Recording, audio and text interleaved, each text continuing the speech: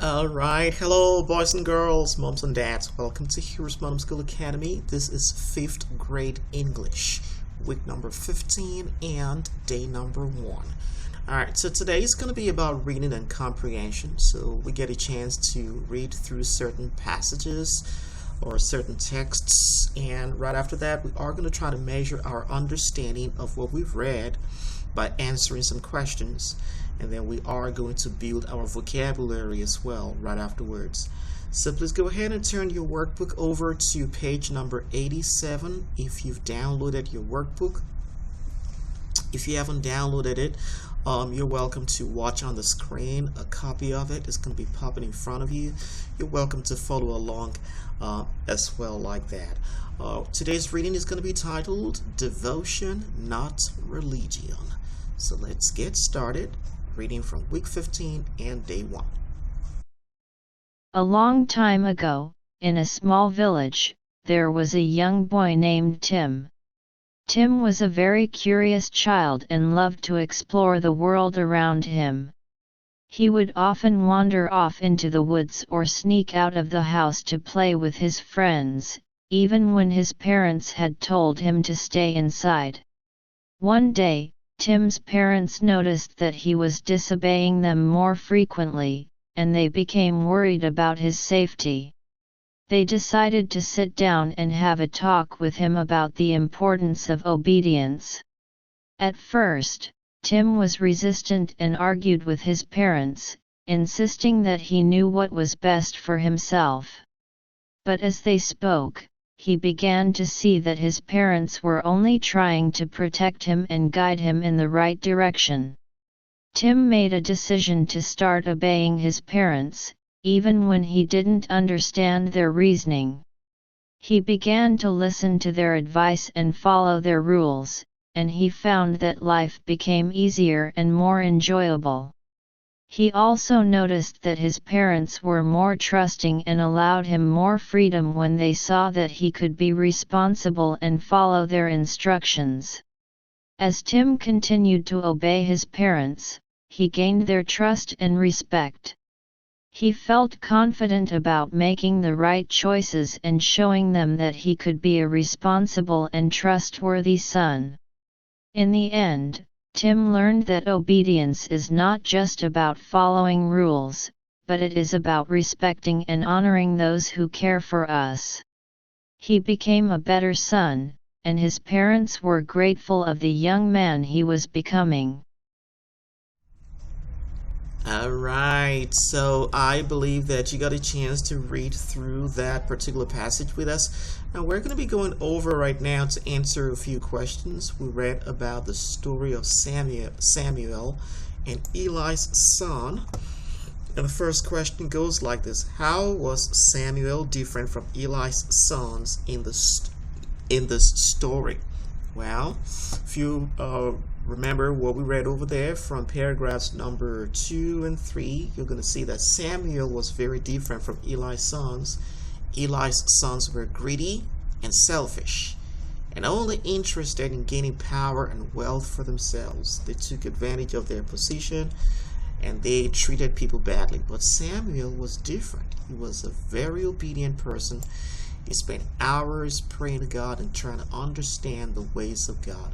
So that's going to be the answer to question number 1.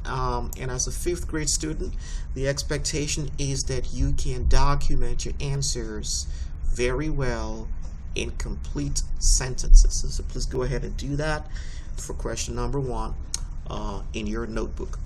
All right, question number 2. What did Samuel have in common with Eli's sons? Well, even though they're different, they have some things in common. What they have in common is the fact that they shared the same upbringing in the temple. In other words, they were brought up in the temple together. They went to church together, so to say. So you're welcome to document your answer just like that. All right. Question number 3.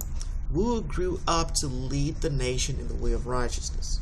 Well, the answer is going to be Samuel. Eli's sons didn't grow up to lead the nation. God didn't use them because they weren't serious people. So God used Samuel.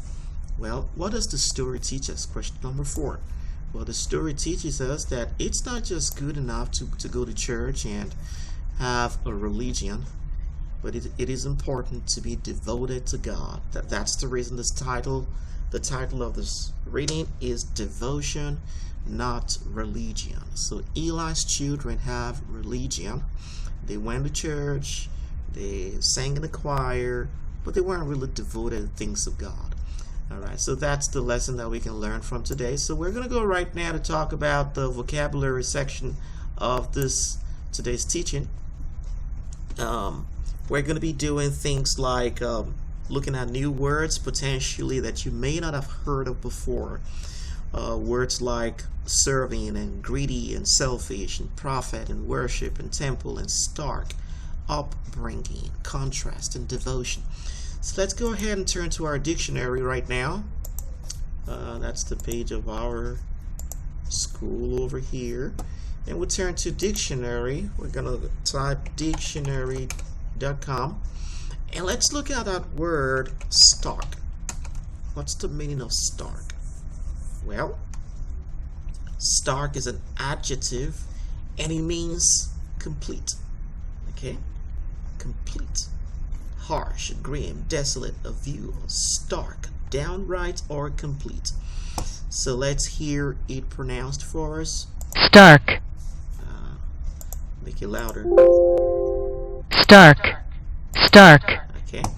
And the IPA version, it's going to be like this over there. The phonetic respelling of it is going to look like this. Stark. Stark. All right, perfect. All right, let's look at another one. So what about the word upbringing? Have you heard of that word before? So let's take a look at it. Upbringing. Upbringing means the care and training of young children as a particular type of such care and training. All right, so that's the noun. It's a noun, and it is upbringing.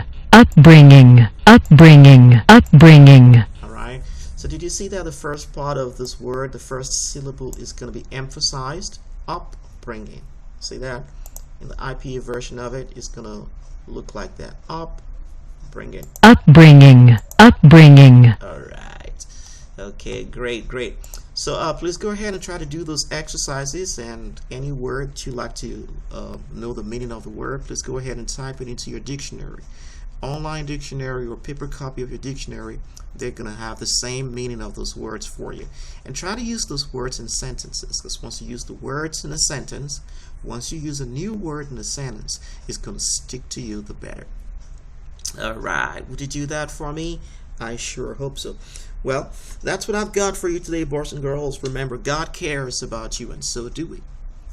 Bye-bye. I'll be your hero's buddy, and as you study with HeroesMart,